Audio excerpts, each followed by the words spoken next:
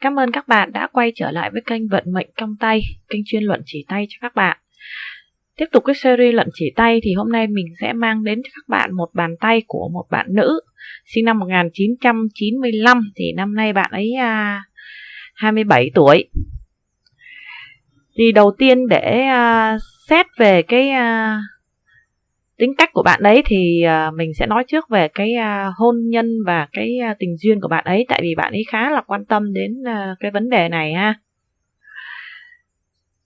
Thì ở đây là mình thấy là bạn có một cái đường tâm đạo kết thúc rẽ nhánh đi đến ngón giữa và ngón trỏ ha. Đây, cái hình này thì nó sẽ hơi khó thấy, để mình chuyển cái hình khác cho các bạn nhé.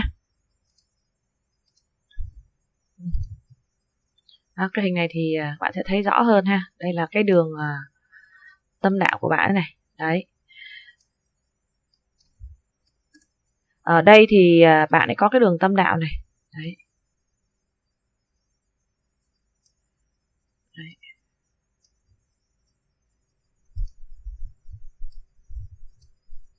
Đường tâm đạo mà kết thúc mà nó cũng rẽ ra cái khe của ngón giữa và ngón trỏ ha.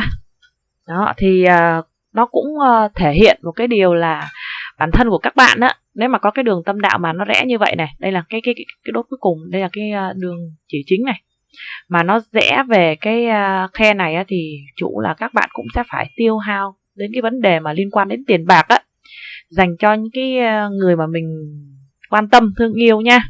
Đó, đây này, mà bạn này rẽ thẳng vào đây nữa này, phải tiêu hao cái vấn đề tiền bạc này. Đó. Thì đối với cái đường tâm đạo như vậy thì thể hiện bạn hay bị cái chuyện tình cảm chi phối, dẫn đến nhiều cái quyết định thiên về tình cảm hơn là lý trí. Trên đường tâm đạo xuất hiện nhiều nhánh hướng lên. Đây, bạn ấy có những cái nhánh hướng lên này. Đây nhé.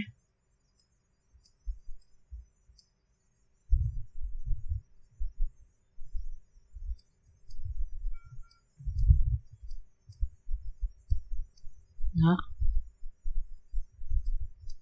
Rất là nhiều ạ.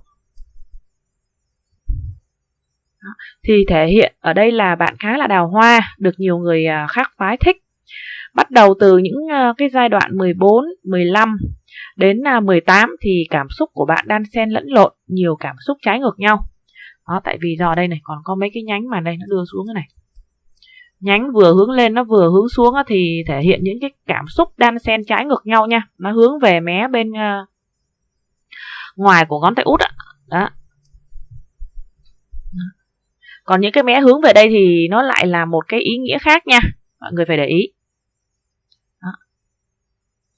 Từ 18 đến 24, 27 đến 35 thì đường tâm đạo đóng hình đảo. Đây này. Mình xóa hết đi vẽ cho nó thấy rõ.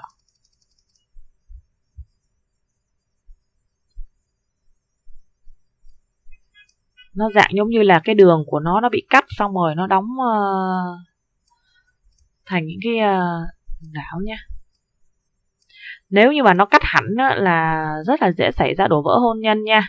Còn mà nó chưa cắt hẳn mà nó chỉ giống như là những cái đường mà nó chấp nối vào với nhau á, nó tạo thành những cái hình đảo á. Đó. Này. Thì thể hiện là trong cái giai đoạn này bạn có cái nỗi buồn chia ly hoặc là xa cách với đối phương. Do tính cách của bạn ở đây khá là độc lập. Đây. Đấy. Các bạn biết tại sao mình nói là bạn ấy có tính cách độc lập đâu. Chỉ cần nhìn vô bàn tay là các bạn đã biết này. Đây, bạn ấy có một cái bàn tay hình chữ xuyên.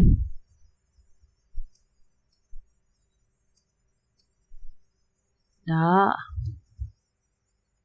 Thì để tiếp tục thì mình sẽ nói về cái tính cách của bạn này nha. Tại sao mình lại nói là bạn ấy quá độc lập và kiểu tự chủ ấy. Thì ở đây là bạn có cái bàn tay ngắn, thì thể hiện bạn giỏi giang, nhạy cảm, phản ứng nhanh và biết tùy cơ ứng biến. Lòng bàn tay hình vuông.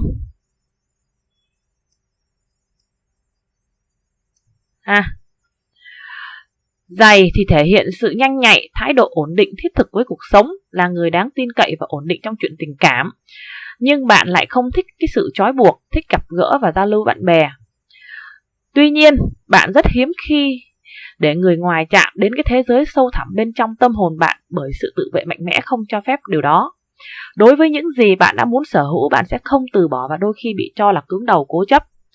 Tại sao một con người mà thích gặp gỡ giao lưu với bạn bè nhưng mà thực tế là người ta vẫn có ở bên trong cái tâm hồn người ta vẫn hướng nội nha. Có thể là bên ngoài xã hội thì người ta rất thích là giao lưu với người này người kia, nhưng mà khi mà chạm đến những cái vấn đề mà tình cảm sâu thẳm ở trong tâm hồn á, thì người ta thường là sẽ không bộc lộ cảm xúc ra, và người ta thường là có cái xu hướng là muốn một mình, hướng về nội tâm á. Đó. Đặc biệt là đối với những cái bạn mà có cái bàn tay chữ xuyên á, thì nó lại càng thấy rõ cái điều đó. Ngón tay ngắn hình bầu dục. Đây, ngón tay của bạn này nó ngắn này, nó là hình bầu dục này. Đó. Chủ về sức sống, lòng tiến thủ, độc lập, sáng tạo, thích các hoạt động bên ngoài nhưng đôi khi quá mẫn cảm và dễ xúc động. Ngón cái chưa đạt đủ độ dài tiêu chuẩn thì thể hiện cái ý chí yếu, thiếu sự lạc quan, dễ bị tình cảm chi phối. Đây, bức này thì bạn sẽ thấy rõ hơn. Đây, đó.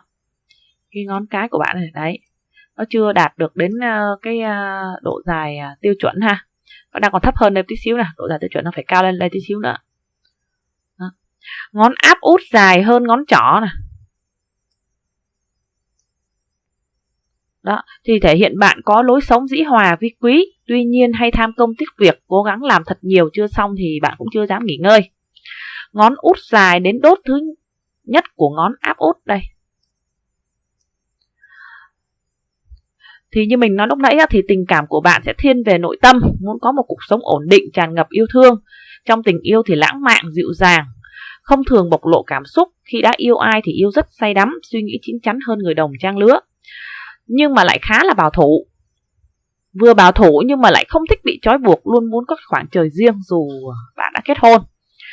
Đó. Đây là người mà có nhiều cái cảm xúc mà phải nói là nó trái ngược nhau á. Đó. Ngoài ra ở đây bạn này có cái 3 đường chỉ tay là đường tam xuyên này. Đấy.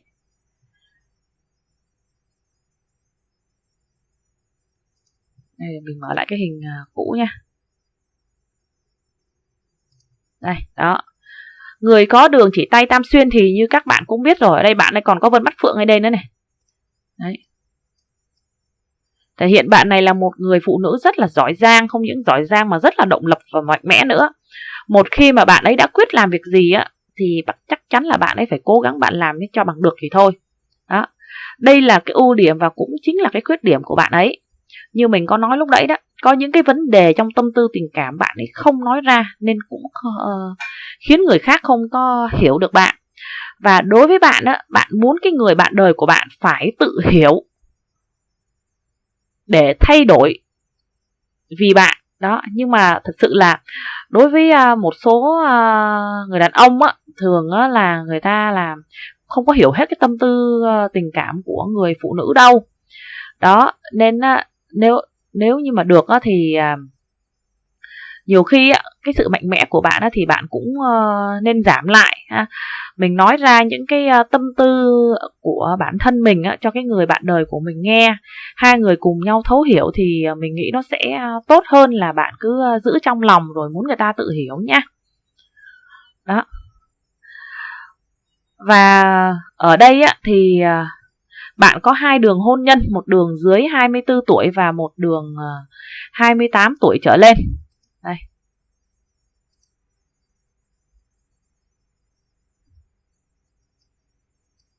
Đấy, một đường này ha. 2 đường. Thì nếu đúng thì mà được thì lấy cái đường ở cái độ tuổi từ 28 trở lên thì nó sẽ đẹp hơn đối với bạn.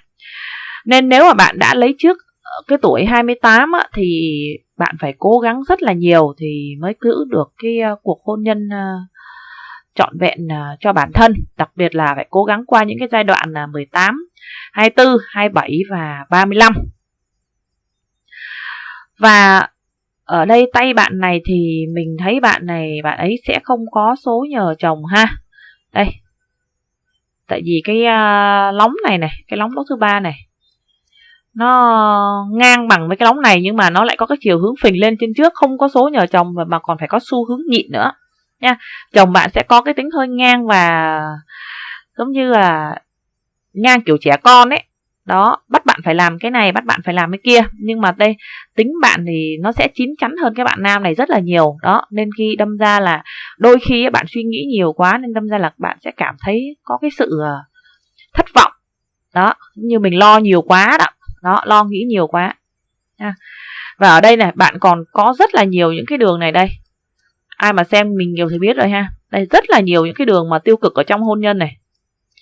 Đó, nếu mà bạn không cố gắng loại bỏ những cái suy nghĩ tiêu cực này đi. Đó.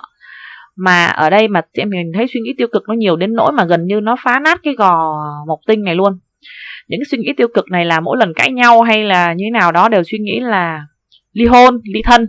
Suy nghĩ nhiều như vậy quá thì nó sẽ rất dễ trở thành sự thật nha. Đó. Và khi mà trở thành sự thật đó, thì cái người đưa đơn ra tòa chính là bạn chứ không phải là chồng của bạn. Đó. Và ở đây bạn nữ này cũng xác nhận với mình rằng là thật sự là như vậy. Bởi vì do bạn ấy quá độc lập mạnh mẽ, nên đâm ra hầu hết là bạn ấy lo lắng nhiều quá. Đó, lo lắng mọi việc nhiều quá, nên đâm ra là bạn cứ cảm thấy thất vọng. Đó, thất vọng. Đấy, thì như mình cũng đã nói, mình cứ tâm sự, mình nói ra, mình mở lòng mình ra đối với người bạn đời của mình á, thì mình nghĩ rằng sẽ tốt hơn cho bạn là bạn cứ giấu ở trong lòng như vậy nè. Đó, bạn mạnh mẽ đến nỗi là bạn không cần đến cái sự giúp đỡ của người khác, bạn tự thân bạn làm hết. Và chưa kể là bạn thường là không chịu lắng nghe cái lời góp ý của người khác nữa. Đó, cái này là mình khuyên bạn nên giảm bớt cái tính đó của mình lại nha, nó không có tốt. Đó, nó sẽ rất là dễ ảnh hưởng đến cái tâm tư tình cảm của bạn đó. Đó. Xét về cái sự nghiệp và tài lộc á, thì ở đây như mình nói lúc nãy thì bạn có cái đường chỉ tay tam xuyên, ngón cái có vân mắt phượng, đường chí đạo xuất phát xa so với đường sinh đạo thì chủ bạn thông minh, nữ cường, phóng khoáng, không thích nhờ sự giúp đỡ của người khác. Và ở đây như mình nói nãy, bạn quá tự tin vào trực giác của bản thân. Đó, đây này, vì bạn ấy mạnh mẽ quá nên đâm ra là bạn ấy rất tự tin vào cái trực giác của bản thân, thường không nghe theo cái lời góp ý của người khác. Đó. Đó. Các bạn mà xem những clip của mình nhiều á, mà bạn nào mà có cái bạn chỉ tay tam xuyên này thì các bạn cứ để ý đi xem có phải là, đặc biệt là nếu mà về nữ nữa nha, mà có cái ngón cái to mà có vân mắt phượng này nữa thì người ta rất là mạnh mẽ luôn. Và người ta thường là người ta không có chịu lắng nghe cái sự góp ý của người khác nhiều đâu. Đó, người ta thích làm cái gì là người ta sẽ làm cho bằng được. Đó. Và sau đó là ví dụ về vấn đề tình cảm á, thì người ta sẽ là tự kìm nén ở trong lòng á, xong rồi khi mà nóng thì người ta nóng quá. Đó, và khi mà người ta đã bộc phát ra thì sẽ khiến cho đối phương rất là khó chịu. Đó, nên bạn nữ nào mà có cái bàn tay tam xuyên á, mà thì mình phải cố gắng kềm bớt cái tính của mình lại nha. Đó. Như mình đã nói á, do cái bạn quá tự tin vào cái trực giác của bản thân nên làm việc thường thiếu cẩn trọng. Nếu đã quyết làm gì thì bạn phải làm cho bằng được. Đây là ưu cũng là nhược điểm của bạn. Đôi khi lắng nghe, tiếp thu ý kiến góp ý của người khác cũng là điều nên học hỏi. Bạn có thể đạt được thành công lớn nhưng cũng dễ gặp thất bại lớn tương tự. Đó. Nếu mà bạn không mở lòng mình ra, ví dụ như lắng nghe ý kiến góp ý của người khác mà cứ khăng khăng làm theo ý mình á, đó thì bạn sẽ dễ mà, cũng có thể là bạn sẽ gặp cái thành công, nhưng mà cũng sẽ dễ gặp cái thất bại lớn tương tự cái sự thành công của bạn nhé. Đường chí đạo kết thúc dưới ngón út rẽ nhánh về gò hỏa tinh. Đây này, ở đây nó rẽ 2 nhánh này. Đó, một nhánh nó đi xuống đây, nó rẽ về gò hỏa tinh nữa. Đó. Một nhánh hướng về gò nguyệt thì chủ có lý tính, thích mơ tưởng nhưng không viễn vông, thực tế lãng mạn nhưng mà có giới hạn ha. Các bạn như có biết rồi, đường chí đạo mà nó hướng về gò nguyệt này, chủ người đó thích mơ mộng, lãng mạn, Nhưng mà nếu mà cái đường đó mà đi đâm thẳng xuống Gò Nguyệt thì người ta mơ mộng đến nỗi mà xa vời thực tế luôn nha.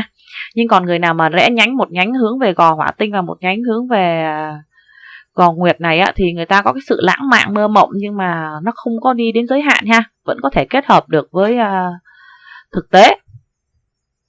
Và ở đây bạn ấy hướng về Gò Nguyệt thì bạn ấy cũng sẽ có những cái sở thích thiên về nghệ thuật, thích hợp với các công việc ở bên ngoài, không bị gò bó ha. Những cái người có bàn tay tam xuyên này đó thì thích những cái công việc ở bên ngoài, nó không có bị gò bó. Ở đây thì bạn có đường thiên di, đi xa và xuất ngoại đây. Ở đây mình thấy chắc khả năng bạn ấy đi 2 hoặc 3 lần luôn.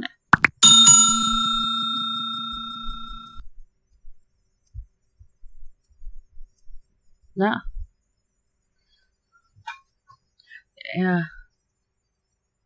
Đây, cái hình này thì nó sẽ thấy, bạn sẽ thấy rõ hơn này. Đây. Đấy. Bạn có thấy cái đường chỉ của bàn tay bạn này nó nhiều không? Càng nhiều như vậy càng chứng tỏ là bạn này suy nghĩ nhiều á. Suy nghĩ nhiều xong rồi tự làm cho bản thân mình khổ tâm á. Phải nói là bạn này khá là giống mình luôn. Mình cũng có bàn tay tam xuyên như vậy nè. Tự hiểu tính cách của bản thân mình luôn. Đó. Đến hiện tại thì bản thân mình vẫn giữ gìn được cái mối tình của mình ha, sau 10 năm chung sống và hiện tại là kết hôn 7 năm ha. Đó, và mình chỉ ghi nhớ một câu thôi. Lúc mà cãi nhau các thứ thì nhịn, và khi mà đã hết cãi nhau thì bắt đầu mình nói ra những cái bức xúc ở trong lòng mình đối với người bạn đời của mình, cho người bạn đời của mình biết. Từ đó cả hai cùng nhau suy ngẫm và cùng nhau thay đổi ha. Cái đó đang là cái cách sống của mình hiện tại. Đó. Mình mong rằng các bạn trẻ thì hãy cố gắng như vậy. Khi mà mình đang nóng tính lên thì mình hãy kiềm chế cái cơn nóng giận của mình ra ngoài của mình lại. Đó.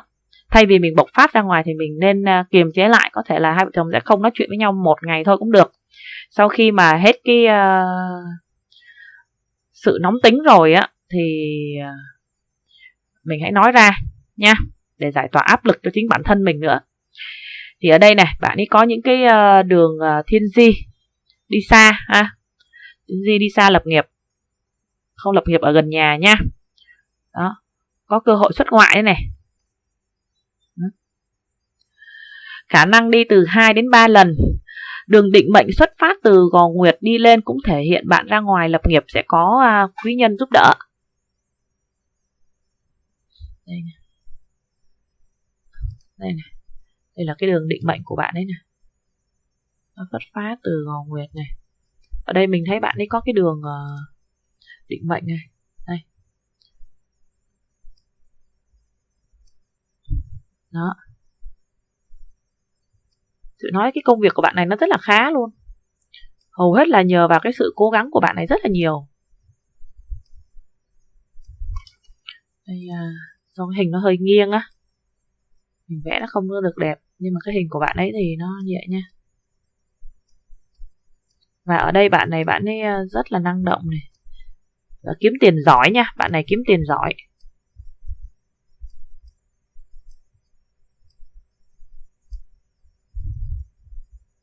Thường cái mẫu phụ nữ có bàn tay tam xuyên thì người ta khá là giỏi.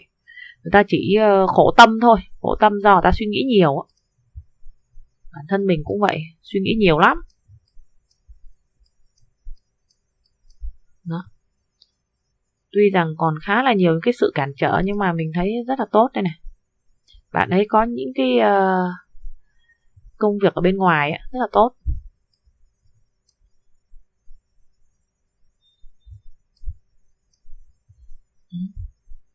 Đây là sau này bạn ấy sẽ tự tạo được cho bản thân mình cả những cái công danh luôn.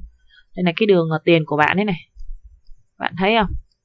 Nó giống như là nó rất là nhiều luôn đó. Nó như là cái thác vậy ạ. Đây, đấy, đây hoặc là đây này. Ở trên cái ngón út đây này. Đó. Về hậu vận của bạn ấy này. Bạn ấy vào phải nói là cửa tiền liên tục luôn á. Đó, bạn này thì mình thấy bạn ấy không lo nghĩ vấn đề tiền bạc đâu, chỉ có về vấn đề tình cảm thôi. Với lại bạn này cũng là người biết cách giữ tiền nữa này.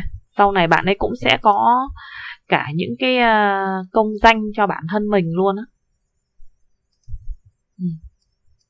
Đường công danh của bạn ấy này rất là nhiều. Tuy nhiên là nó hơi bị cách phá này. Với lại ở đây là mình cũng thấy bắt đầu xuất hiện dấu hiệu pháp lý nha. Đây này. Này, phân hình lưới này. Nên để ý nha. Đây này, đây con đã bắt đầu xuất hiện cái dấu hiệu vân hình lưới mà nó đóng ở trên mấy cái đường tâm đạo như vậy đó nha. Rất dễ là đưa nhau ra tòa ly hôn đấy nha. Đó, và cái người ly hôn là cái bạn này này, chứ không phải chồng của bạn đâu. Đó, nên bớt suy nghĩ lại những cái vấn đề mà tiêu cực ở trong hôn nhân thôi. Đó. Đó, thì bạn có một cái đường vận mệnh này xuất phát từ bên cò nguyệt đi lên này. Đấy, cùng có quý nhân giúp đỡ này, đường nhỏ nhỏ này. Đó. Một đường thì xuất phát từ gò hỏa tinh 2. Đó. Thì thể hiện cái sự kiên trì, nỗ lực, đòi hỏi về cái trình độ học vấn kỹ thuật thì mới có thể có được cái sự thành công. Đó, bạn có cái công việc số 1 bắt đầu từ khá sớm và làm đến 34 tuổi. Đây này, công việc của này mình thấy bạn đi làm xuyên suốt. Trong các năm 22, 23, 24, 25, 26, 30, 33, 34 thì sẽ có các trở ngại hoặc là sự thay đổi trong công việc số 1 ha. Là những cái đường màu đen mà nó cắt qua giống như vậy này. Đấy. Thì ai xem những clip của mình thì biết ha. Thì cái này mình sẽ không vẽ thêm nữa, tại vì vẽ vô nhiều thì nó sẽ bị rối ấy. Đó. Đó. Thì cứ một đường cắt ngang qua là cái sự cản trở nha. Đó. Tầm 24 thì bạn có một công việc số 2 và bạn làm đến khoảng chừng 38, 39 tuổi. Cũng tầm 29, 30 thì bạn bắt đầu công việc số 3 và công việc này khá là thuận và bạn làm đến 33, 34 thì bạn ngừng. Khả năng là tiếp tục từ 35 đến 36 và bạn làm đến 40 và cũng sẽ có cái sự trở ngại hoặc thay đổi vào các năm 30, 33, 34, 38, 40. Tầm 37, 38 thì có các công việc khác làm đến 53, 54. Các công việc khác nhau là những cái nguồn thu nhập cả chính và phụ của bạn ấy nha. Đó, nên vì sao lúc nãy mình nói bạn này khá là năng động, kiếm được rất là nhiều nguồn thu nhập cả chính và phụ. Đây. Cả về sau cái độ tuổi 55 đây này, sau này này, bạn vẫn không có nghỉ ngơi và mình vẫn thấy bạn tiếp tục này, bạn làm này để tạo ra cái nguồn thu nhập cho bản thân đây. Như bạn thấy là cái cửa tiền của bạn ấy vào khá là nhiều, đặc biệt là sau cái độ tuổi 45 luôn á, 45 50 nha. Vào các năm 15, 18, 21, 24, 30, 34, 38, 48 nhờ sự cái nỗ lực của bản thân mà bạn sẽ thu về những cái thành công và cái tài lộc cũng như trong việc học và trong cái sự nghiệp của mình ha. Đây, đó, đây này. Bạn này có rất là nhiều những cái sự thành công ở trong cuộc sống luôn á, cũng như ở trong cái sự nghiệp tài lộc của bạn ấy. Đấy, đây là những cái sự thành công của bạn ấy này. Đó. Nhỏ nhỏ, lớn lớn. Đó. Đặc biệt là 38 và 48 thì cửa lộc vào là khá là lớn ha. Đây là những cái nốt mà nó bắn càng cao phát lên này. Đó. Đó thì nó cũng thể hiện cái sự tài lộc của mình vào càng nhiều. Tuy nhiên cũng phải lưu ý vào các năm 31, 33, 39, 42, 43, 45, 46, 49 thì sẽ dễ xảy ra những cái thất thoát tiền bạc, thì bạn không nên đầu tư hay là cho mượn tiền vào các giai đoạn này nha. Ở đây bạn có đường tài vận nhiều, đi thẳng, ít bị đứt đoạn đó. Như mình đây này, đường tài vận là cái đường vận may, đường thủy tinh đây này. Đó. Thì thể hiện cái chuyện tiền bạc đối với bạn vào khá là thuận và đều. Càng về hậu vận ngoài 50 thì cái cửa tiền vào càng nhiều và bạn có xu hướng là giữ được tiền ha. Đó, như mình nói này, ít có cửa tiền nào mà nó thoát ra ngoài. Đó. Tuy nhiên thì bạn cũng có cái hình dấu X ở trên minh đường ha. Đây, cái dấu X thì mọi người cũng đã biết về cái dấu X này rồi. Mình cũng đã nói rất là nhiều lần về cái dấu X này rồi. Đây này, mình cũng vẽ đây này. Đó. Mà cái dấu X của bạn này nó sẽ chia khoảng chừng 40-50 thì thể hiện trong đời của bạn á, ít nhất cũng sẽ phải gặp cái sự thất bại lớn, thiên về vật chất do cái sự tin người của mình. Ví dụ như 100 thì cũng phải mất 40, tùy thuộc vào cái vật chất mà bạn bỏ ra. Thì đây cũng là cái nghiệp mà bản thân mình phải trả. Ngoài ra dấu X này còn thể hiện cái sự tín ngưỡng. Và người có dấu X thì trong đời cũng phải trải qua từ 1 đến 2 lần thập tử nhất sinh nhưng được thoát nạn. Vào khoảng 33, 34 và 38, 39 thì bạn sẽ có nhà nha. Đây thì mình vẽ cái nhà cho bạn này, để mình coi vẽ cái màu gì thì cho các bạn dễ nhìn thấy đây.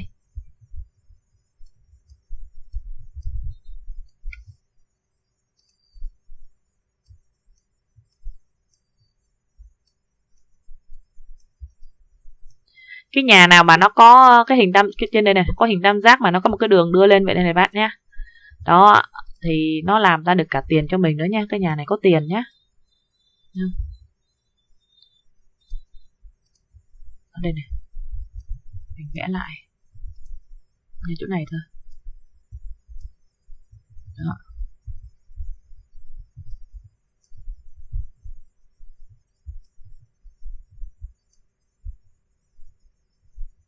Đó. Thì ở đây ngay cái gò mộc tinh thì bạn cũng có vân chữ điền thì cũng báo hiệu là dễ được thừa hưởng đất đai, nhà cửa nhé. Đó.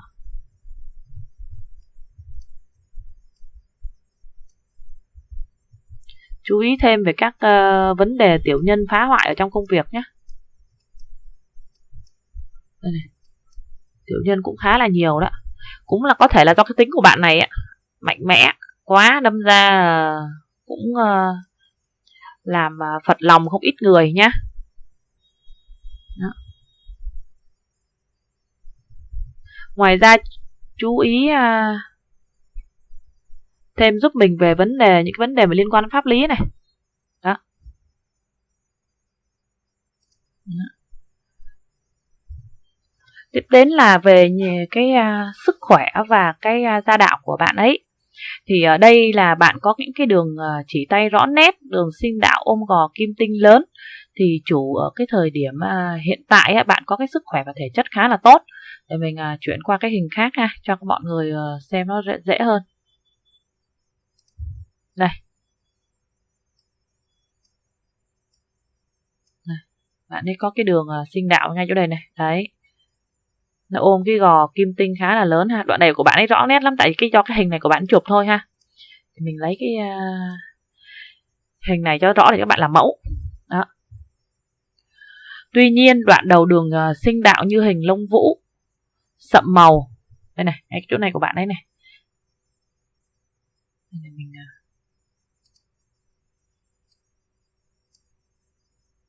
đây, nhìn hình này nó rõ hơn này. Đây, ngay cái đoạn đầu của bạn này đấy. Đây là cái hình lông vũ này. Cái đoạn này nó bị sậm màu này. Đó. Đó. Đoạn giữa là những đường vân to, các tam giác nhỏ nhỏ nối nhau. Đây này đấy. Các bạn có thấy không? Phóng to lên bạn thấy nha. Đây này. Nguyên cái giai đoạn này đấy. Đây này. Đó. Là những cái hình tam giác nhỏ nhỏ nối nhau này. Thậm chí nó nối xuống dưới này. Đây là chủ về những cái bệnh căn bệnh mãn tính ở trong cơ thể nha. Đó. Thì nó có liên quan đến đường ruột này, tiêu hóa kém này. Đoạn đầu sinh đạo đóng hình bình hành thì có bệnh liên quan đến vấn đề dạ dày nữa. Đây này. Hình này thì nó sẽ không có rõ bằng hình bên kia nha. Đây. Để mình vẽ cho các bạn coi. Đó. Chủ có vấn đề về dạ dày. Bên tay trái thì cũng có các triệu chứng liên quan đến đại tràng hay ha. Thường là soi về bệnh thì mình sẽ soi cả hai tay thì mới thấy rõ được hết nha. Đây mấy tay trái của bạn đấy này. Đó. Thường các bạn cứ coi ngược lại. Ví dụ như thận trái thận phải đi, nếu như mà thận mé bên phải á, thì nó sẽ nằm ở bên tay trái, còn bên trái nó sẽ nằm ở bên tay phải. Đó, nó chia ra như vậy, nó đối xứng nhau đó. Đây nè, bạn này đang chuẩn bị có những cái dấu hiệu mà nó liên quan đến dạ dày và đại tràng mãn tính á. Đấy, đây, nó chuẩn bị đóng một cái đảo ở đây này, nó đang còn mờ này, ở bên trên tay này này, chỗ này cũng thấy rõ là bạn này bị các vấn đề về dạ dày, đường ruột này. Đó. Đó, cả hai tay nó đều thể hiện điều đó luôn. Đây này cũng xuất hiện dấu hiệu pháp lý này. Đó, nên bạn phải cẩn thận giùm mình cái vấn đề dấu hiệu pháp lý nha.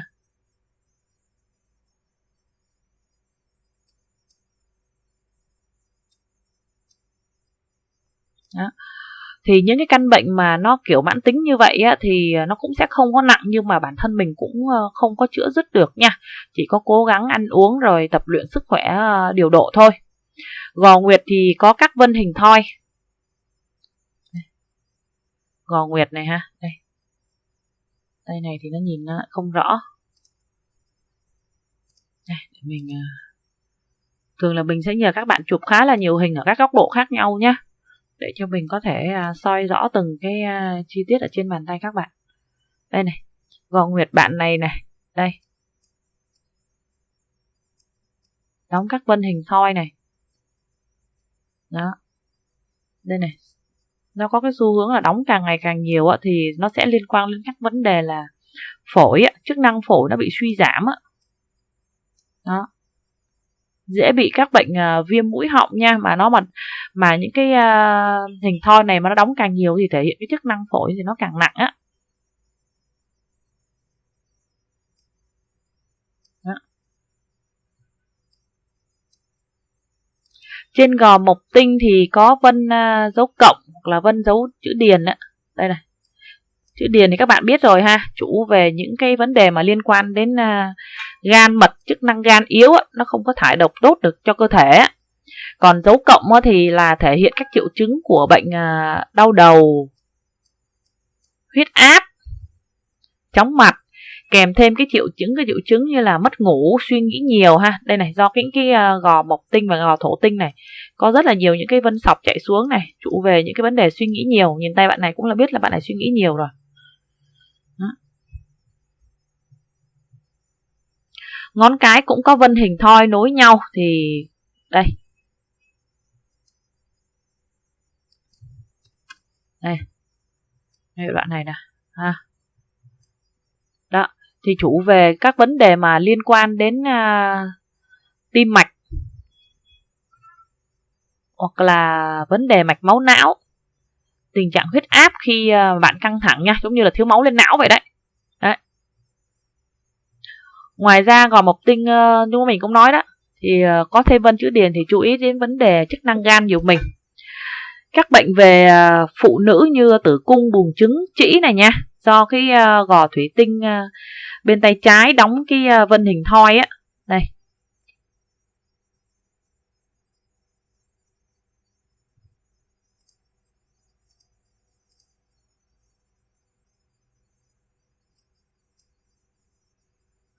Đây này, bạn ấy có những cái đường ở đây này, nó phá nát cái gò thủy tinh này này. Đó. Và thủy tinh là liên quan đến cung tử tức nha. Đó. Có những cái vân hình thoi như vậy thì bạn phải chú ý về những vấn đề tử cung, buồng trứng, vấn đề ở đường ở bộ phận sinh dục á, của nữ. Ngoài ra ở mé bên tay trái này này, bạn còn chú ý thêm cho mình các vấn đề về đau nhức xương khớp nha. Đau nhức xương khớp ở cái đốt sống eo á, đổ xuống. Đó.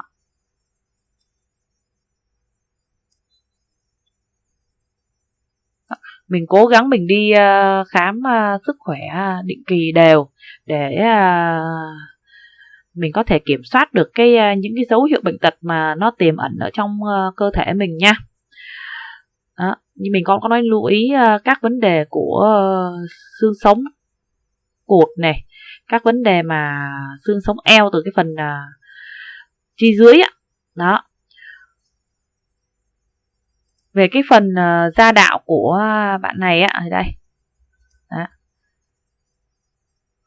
bạn có cái ngón trỏ hướng về ngón giữa đây, thì thể hiện bạn nhận được nhiều cái sự yêu thương, quan tâm từ cái gia đình ruột thịt ở bên ngoại á của bạn. Ngón giữa và ngón áp út kề vào nhau, chủ bạn và người bạn đời luôn yêu thương, quan tâm và hướng về nhau và sẽ bên cạnh nhau trong mọi hoàn cảnh. Bạn có thiên hướng về người bạn đời nhiều hơn là quan tâm đến gia đình ruột thịt của mình ha. Đó. Các bạn hay xem nhiều clip của mình thì biết rồi đó. Ngón giữa này là đại diện cho bản thân mình. Ngón trỏ này là đại diện cho gia đình ruột thịt. Còn cái ngón bên áp út này là đại diện cho cái người bạn đời của mình ha. Cái ngón trỏ này mà nó thẳng thì là một người khá là vô tâm. Còn ngón trỏ này mà nó nghiêng về bên nào hơn, nhiều hơn thì là thể hiện cái sự quan tâm của bạn dành cho cái người bên đó nó nhiều hơn nhé. Ngón út to, dài, có khoảng cách và không hướng về ngón giữa. Đây. Đó. Thì nó cũng thể hiện là bạn không có cái thời gian ở bên con nhiều, phải gửi con với mẹ sẽ có cái khoảng cách về địa lý. Con cái sức khỏe không tốt, có cái tính ngang và khó dạy bảo, cần phải uốn nắn nhẹ nhàng, và ở đây khả năng là hậu vận sẽ không có nhờ con nha. Do cái ở đây có cái khoảng khe lớn và cái gò thủy tinh của bạn nó sắp xếp nó lộn xộn quá. Đó, mà gò thủy tinh với cái gò địa là nó thể hiện cho những cái chức năng liên quan đến vấn đề là con cái này, vấn đề là sinh dục này. Đó, bộ phận sinh dục á, thể hiện trên bàn tay. Đó. Tuy nhiên cái ngón này nó lại to thì sau này con cái nó lại khá. Trong đời thì bạn phải trải qua những cái khó khăn và trở ngại vào các năm. Này.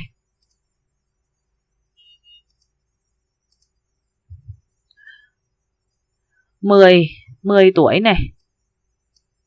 Đây ạ, trước 10 tuổi nó cũng có nhưng mà do nó mờ quá nên mình không ấy, nhưng mà từ tầm khoảng chừng đến 4 đến 10 tuổi thì mình thấy ở đây bạn có cái nạn khá là nặng đây này.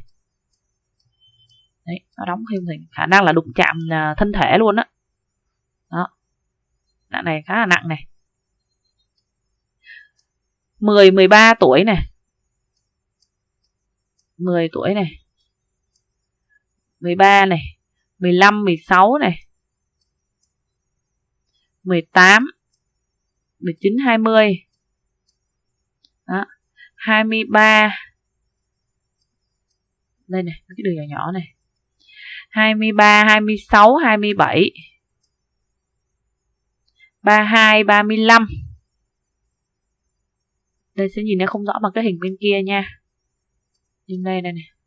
Vẫn còn thấy được mờ mờ này. 32. 35.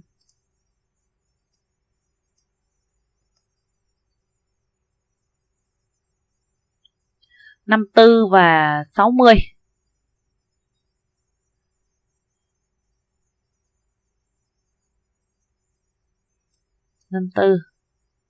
Đây 60 đây.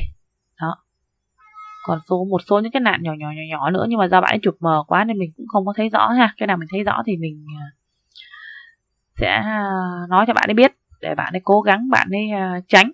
Nhưng mà thường cũng không tránh được đâu, mình chỉ cố gắng mình làm nhiều cái việc thiện để khi mà nạn nó ứng tới thì nó sẽ nhẹ bớt đi thôi. Đó.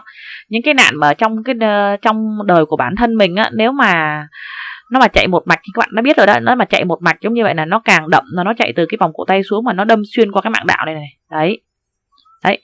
Hoặc là nó chưa đâm xuyên nha, nó cũng chỉ dừng tới đây thôi. Đó là nó cũng đã là nặng rồi nha. Càng đậm này thì càng chứng tỏ rằng cái nạn nó càng nặng nha. Mà nó mà đâm xuyên qua đây nữa thì nó sẽ đánh trực tiếp lên mạng đạo của các bạn. Đó. Ai mà có những cái đường như vậy nè, đấy là phải cố gắng tu tập thật nhiều vào. Đó, làm nhiều việc thiện và để khi mà cái nạn nó ứng á, thì nó sẽ nhẹ đi cho mình nha.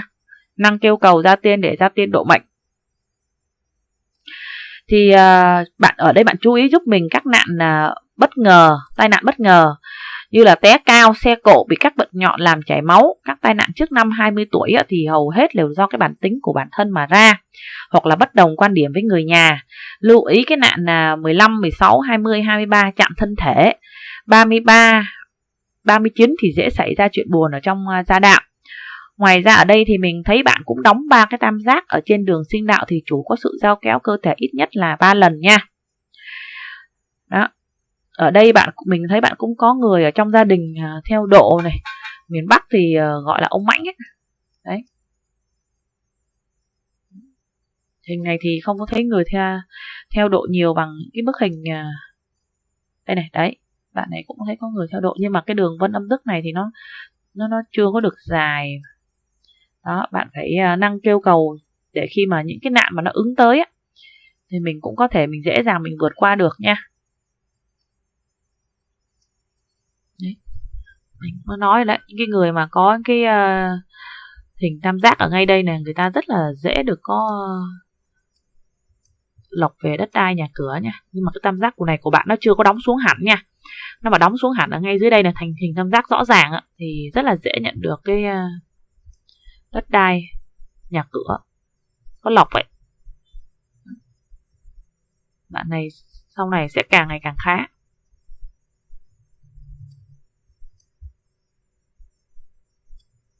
Đó, tay bạn này sẽ rất là khá, chỉ có khổ tâm thôi. Thì nhận xét chung về cái tướng tay của bạn đó, cái đường sự nghiệp tài lộc của bạn khá là tốt. Bạn là một cô gái độc lập tự chủ, nhưng con gái thì mình nghĩ rằng ai cũng có cái đôi lúc yếu đuối. Bạn chỉ cần mở lòng mình ra thì bạn sẽ thấy mọi chuyện dễ dàng hơn rất là nhiều. Và mình khuyên bạn một điều nữa là đôi lúc nên lắng nghe tiếp thu ý kiến của người khác thì nó sẽ tốt hơn cho bạn. Chúc bạn luôn may mắn và hạnh phúc. Thì video mình xin kết thúc tại đây. Cảm ơn các bạn đã quan tâm theo dõi. Hẹn gặp lại các bạn trong những video tiếp theo nhé.